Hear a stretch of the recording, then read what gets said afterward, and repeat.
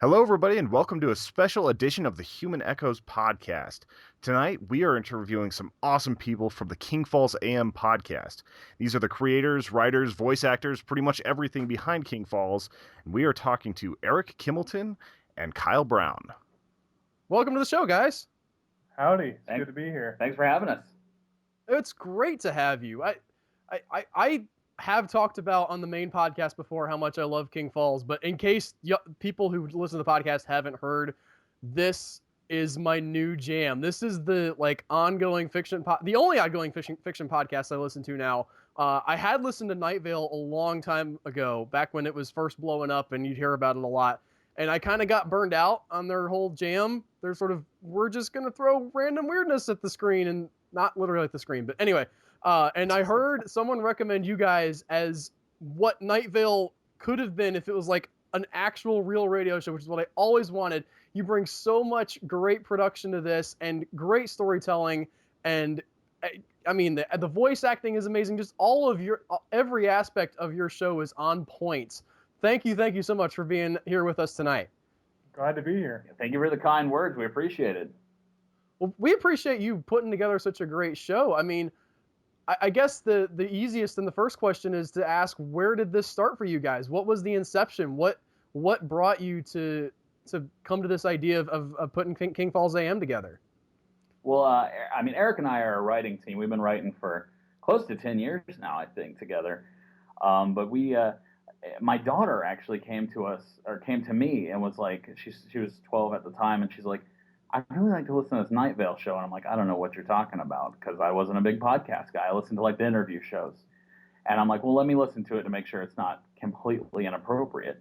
And I listened to it, and like, it didn't really hit me as like, I mean, they're doing a good job over there with what they do. I'm not going to disparage them, but it wasn't, what I would listen to. But then it kind of hit me that like, you could do that show. You could have a weird show, but you could have like multiple actors, because we have actors at our fingertips, literally. So we could do it with actors and tell stories and have like big giant character arcs and story arcs and like inside this radio station, and have it kind of be what I think Night Vale was going for, but didn't get there. Well, that's one of the things I've always loved about the show, is that it actually takes a little bit of time to have character growth and arcs. It's not just wrapped up in a singular episode.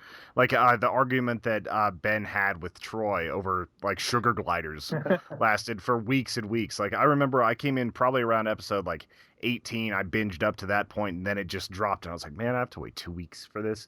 Like, that was the only disappointing thing I've had with the show, is like now it's like every 2 weeks I'm just waiting with bated breath to see what happens. So. Oh, wow, that's awesome, man. Yeah. I like hearing that. We would like to do more. It just takes a lot of work. Yeah, I can't imagine. Like, our show is a little bit easier because it's so free flowing and everything. To come up with a half hour of content every 2 weeks where it's mostly scripted it just sounds a little bit daunting sometimes. That actually brings me into one of my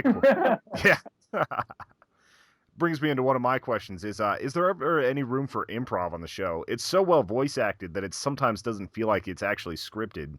Do you guys go with like a full script, or is it something where you kind of have an idea of what you're trying to accomplish and just roll with that?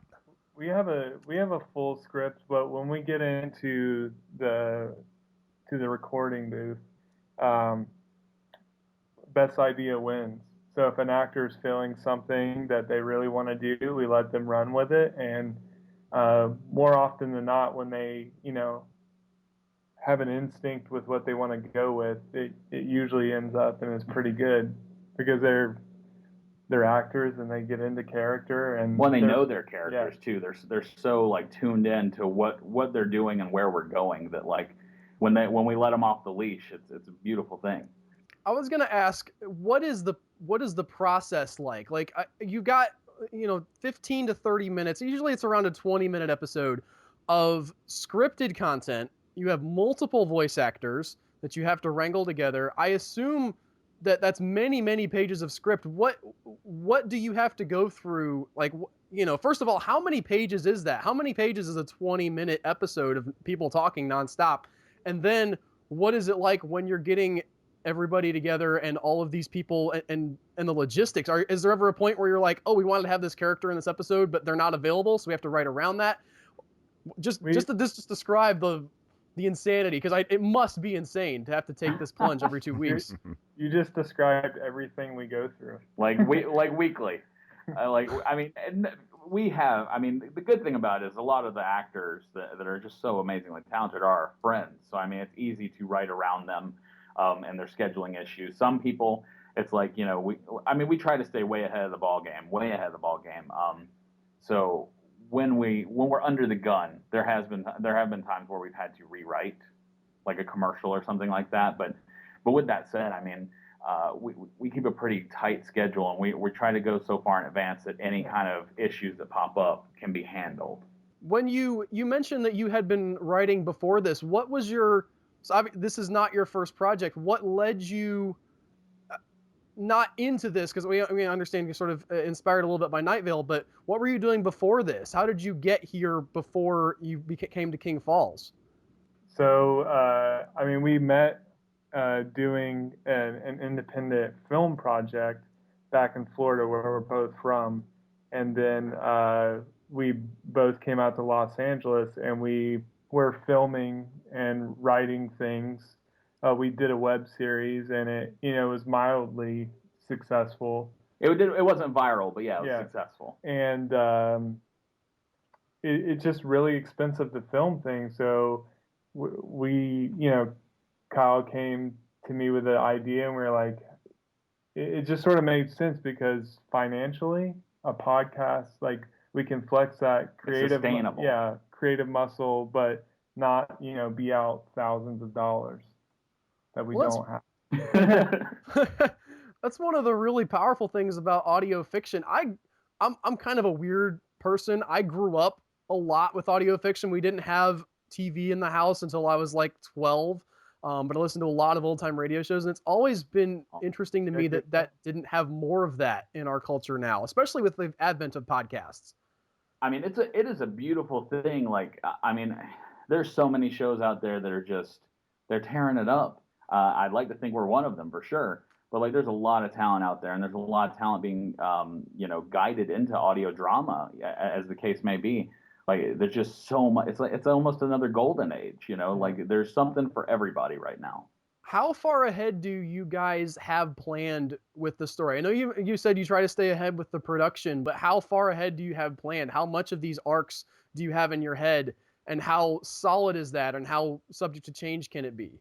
We plan a long time ahead. Like, we have story ideas for a year from now. Yeah. But like you said, when things come up and characters or certain aspects of the show like click, we'll run with that, and it's sort of like an ebb and flow. Yeah, when we first started, I want to say we had right at 12 months worth of content planned out, and there's still some ideas, because we've been shooing things in and moving things around, that we still haven't hit within that 1 year. But I would say we're still probably about a year out. Like, we have bigger plans for like some characters than others, but like story-wise, we're about a year out. But like Eric said, if there's something that's working particularly well, or people are specifically like clinging to, we'll go with that. I mean, I like to think we're very receptive to what the audience likes and dislikes. But with that said, like, we do have a long plan for a lot of our characters, for a lot of big plot points and story points. And we try to stick with them, but I mean, nothing's written in stone as it is. How many voice actors do you guys work with? Oh, that's a good question. It's good. We haven't counted them all. Yeah, there's probably close to 20 people we've had in over the course of the show, because we're a little over a year old now. But there's a main group of a few that we go back to. I don't want to give anything away, but I'm sure you guys can be like, I think that guy might be that guy. But we have one guy who's extremely talented in that sense. But I would say it's probably close to 20, if not a little bit more at this point. Yeah, that sounds about right. Do you have people providing multiple voices for say one person who provides voices for 2 or 3 different characters? Yeah. It seemed to me like that there was a lot of that going on with some of the female characters, and I don't know exactly how much that's pinned down, but the one neighbor lady who has a crush on Sammy sounded like the same actress who plays Emily from the library. Oh yeah, no, yeah. I don't think we have any doubled up of our Females. female actresses. It's only males that we've Oh, doubled up. really? Yeah, Well, Yeah. I guess I was being too persnickety there. I was like, that's probably the same person. Cutting costs. Oh yeah, Cynthia with the crush on Ben. Yeah, no, totally not. Yeah, no, Yeah. all of our female actors. I don't think anybody doubles up. Well, Speaking of that, there is an interesting line that you guys walk in the show where there's sometimes where you have to make it obvious to the audience that something's going on, but the characters need to be naive. Is that difficult to do from a writing standpoint and from an acting standpoint, where you don't want to make your characters seem too stupid, but you also don't want to give everything away to them? well, it's all about. I think it's all about the setup of the show, where you have somebody who's in the town, Ben, who believes and knows everything is real, and then you have Sammy, who's from the outside, who is more skeptical. And he can pick apart, especially in the earlier episodes. Like Sammy was a great device and able to like pick apart these things and say what the listeners think, because the listeners not more than likely your listeners are not going to be like, oh yeah, werewolves, yeah, totally. You know, they're going to want to have somebody that can say what they're thinking. I mean, now that Sammy's more ingrained in it, like he buys certain things a lot easier, but there's still skepticism. But I think that helps to where like so people aren't just like, oh really, like everybody's buying this shit, you know what I mean? Like they're you know, you've got somebody who can poke a hole in it when need be, and I think that helps the process. But I do like that he doesn't stay that way. Like he's not the which one is the skeptic in X-Files? Mulder or Scully? Scully. Dag nabbit with the names. Thank you. He's not the Scully where like 7 seasons in, she's still like, I don't believe in UFOs, even though she totally saw. I'm like, he's not stupid. He's once he sees something, he's like, all right, well, that's. I mean, it happened. I don't know. I don't understand it, but clearly something's going on Yeah. here. Yeah, it's almost like the things that he's personally either touched by, or because I don't think he's really had anything happen to him, but the things that he's personally touched by, like Tim's abduction, you know, he can see the results of these things. So I think it starts to weigh on him, and the fact that it might not be, you know, it might not just be smoke and mirrors, it might not be a crazy town. There might be something to what they're saying. And there's the stuff that kind of happens between the lines too. You guys play a lot with, okay, you know, this show only comes out every 2 weeks, and usually we don't pick right up where we left off. There's, you know, like, okay, it's been 2 weeks for these guys most of the time, and you'll have things that people will call in and be like, hey, everybody knows what you guys did for Tim and his family, and we as the listeners don't know that, but you get to insert those kinds of things and make those kinds of character information, that kind of character information happen for the listeners. Yeah, I mean, I think like we talked about this early on as a way of like, you know, once we do this show, is it going to be like literally back to back to back, or is this going to be like real time? And real time was really the only answer we could like definitively say, yeah, I think it's a good idea, because we can insert things. You know, life has gone on. You know, not every night is crazy for King Falls AM. Yeah, plus you're getting a 20-minute section of like probably a 4-hour like late night radio show. Exactly. So it's just the piece of that where it's coming in at the most pertinent time for that in that 2-week span. Yeah, for sure. Yeah, I mean, and that's the great part about it. And with that said, we've also tried to play with that and let the people in on it. Like all of the Twitters, there that we don't break that fourth wall. So like if you're talking to King Falls Sammy, or if you're talking to Ben on King Falls, or if you're talking to Troy at King Falls Troy, like you're talking to those characters, and a lot of people have been very willing to play along with it, and it's very enjoyable in that facet. But with that said, we also have like a little news article that comes out in between, and we try to just keep in touch, and it's working out better now because, you know, the more people that are listening, the more people that'll play. Have any of the tweets that have gone on there actually influenced the show? I'm trying to think. I think some of the tweets reassure some of the things that we're going with. Oh, definitely. But I don't know if like an idea has popped up where we're like for sure, oh, we gotta do that. Yeah, but with that said, though, like today, like just today, you know, our phone number is real. A lot of our listeners don't know that, but we always see like somebody else, they'll call it and they'll test it. So you'll see like 3 or 4 calls and hangouts, and then somebody will finally leave a voicemail, and usually it's like somebody very cool saying how much they like the show, or, you know, if they hope Ben's okay, or they hope whatever's okay. But today, today we got the weirdest set of voicemails we've ever gotten. It's literally just a dude's voice. Potato, 22. Yeah, it's a Broadway, 55. and like it was so funny, and we were going back and forth with it because we also do little like again in between the episodes we try to do a little bit of content. So we've got voicemails that we're going to release, and we try to keep everybody engaged so that they're waiting. It's not so hard to wait the 2 weeks between shows. But yeah, that dude, I don't know if he's listening to this. Thank you, because that was phenomenal. We're definitely going to touch on it in our voicemail stuff, but like it sparked a little Twitter thing today. It was like 50, 60 tweets deep between all kinds of listeners and stuff, and they're just playing along with it. But like we were serious, like it was the weirdest voicemails. I do want to ask, and I totally respect if you can't answer this because I don't even really want to know, but I also really do want to know. We're gonna find like that story's going somewhere? Not to get spoilery and everything, but like with that said, I don't think, and you can back me up on this, Eric, or you can tell me I'm wrong if I'm wrong. I don't think there's anything that we've put into the show as a plot point that we don't revisit and that we don't follow up on and that we aren't going to have a conclusion on. So we will find out about Shotgun? You're gonna find out about Shotgun. Yeah. Okay. I mean, there's that's a long setup, by the way.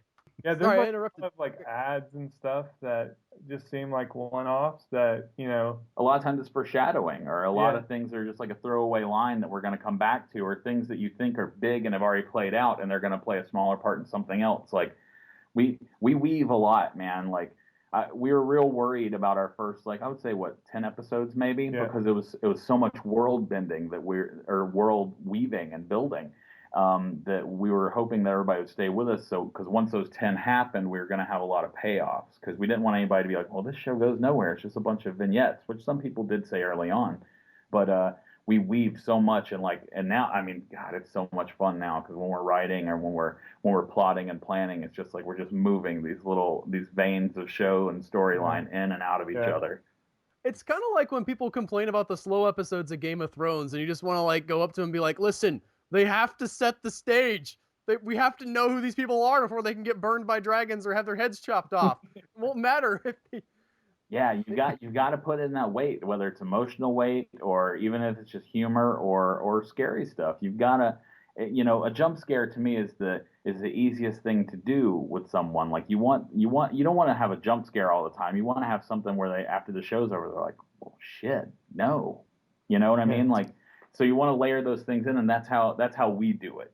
I think maybe my favorite moment of the show so far, and I expect it to be upped at a certain point in the future, but when a certain character comes back after having been missing, and have we dwelling on that character missing for some time, just him showing back up, the build up to that, and then the music sting that happened, I got goosebumps when that happened. That was so great, and you couldn't do that if you just like had it pay off in one episode. You had to have that longer game. Yeah. And thank you to our wonderful composer on that awesome musical sting. I love you guys' music, by the way. The opening. I wish that can you download that somewhere as a single? You can't yet. We actually just started talking with him a week or so ago to do that. Like our composer, he's a super amazing guy named Cameron Chambers. He's doing all kinds of trailer music and music for like real stuff now, not just King Falls. Like he did a Bates Motel trailer. He did like a bunch of stuff for like the History Channel. Like he's doing legit stuff. But yeah, we're talking about being able to let the listeners get a hold of that stuff soon. Well, I would love to hear it. I mean, I've gone back to that episode and just played that moment like over and over just to get those chills again. And it's partly because of that music. It's great music.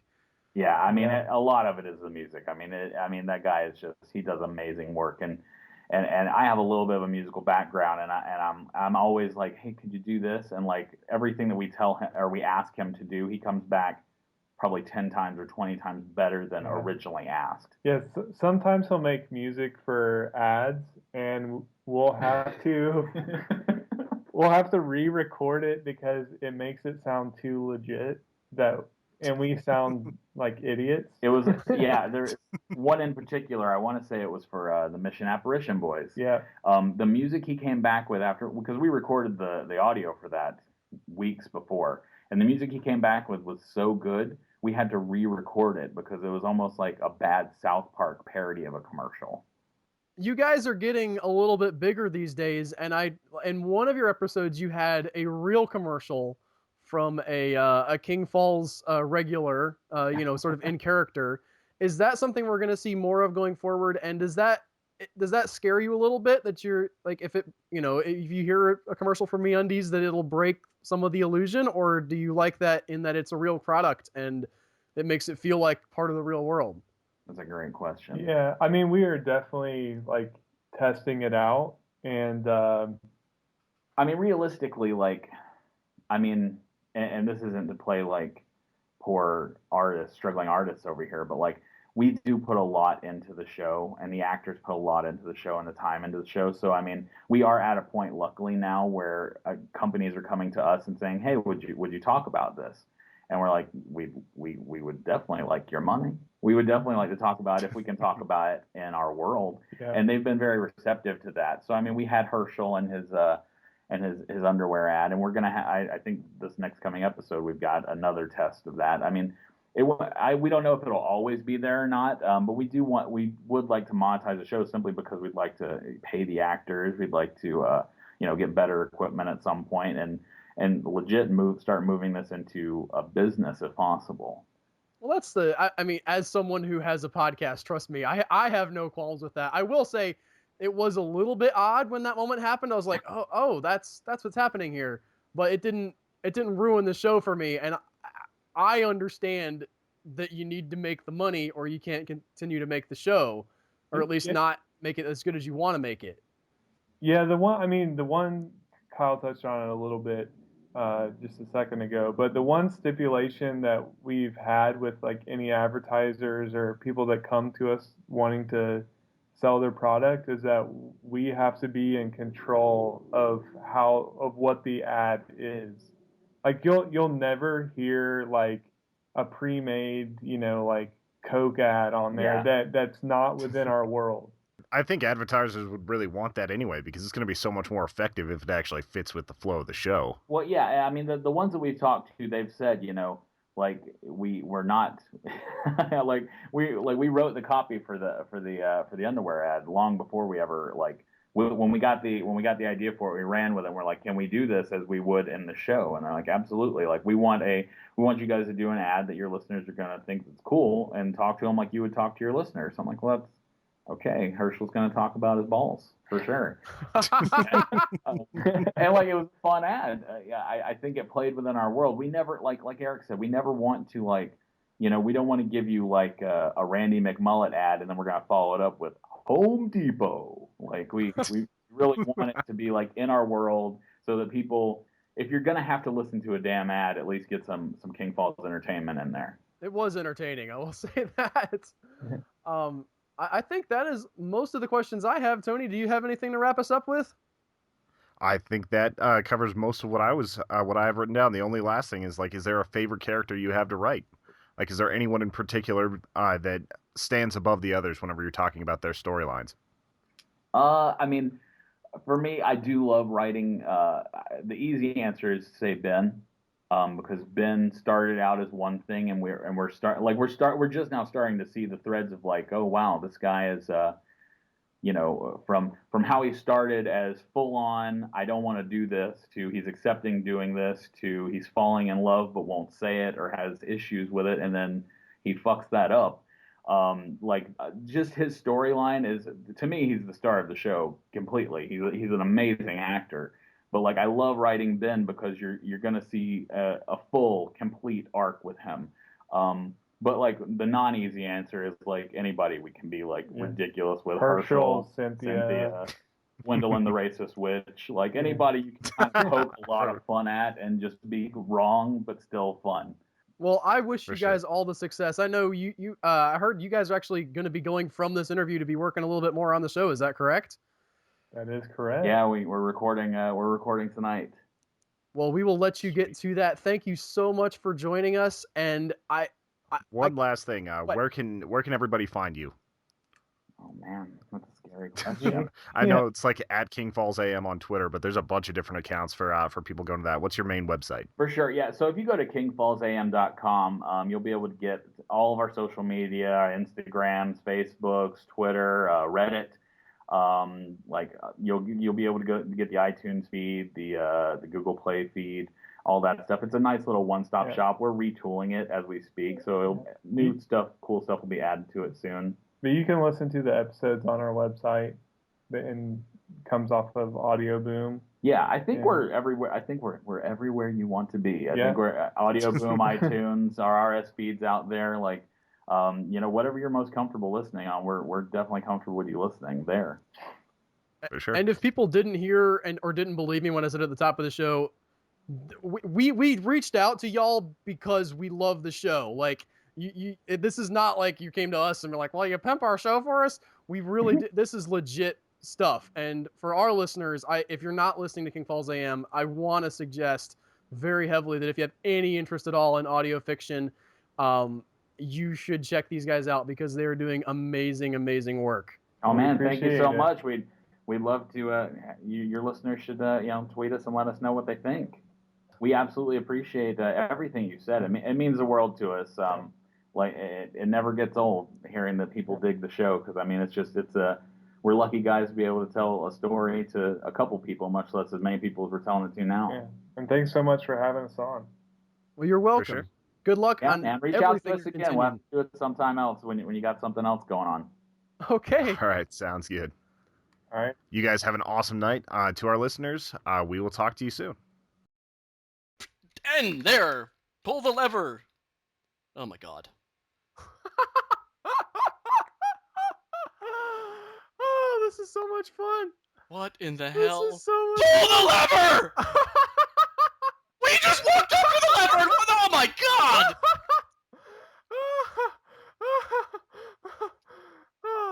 You kind of fluttered your fort there, Joe. What's going on?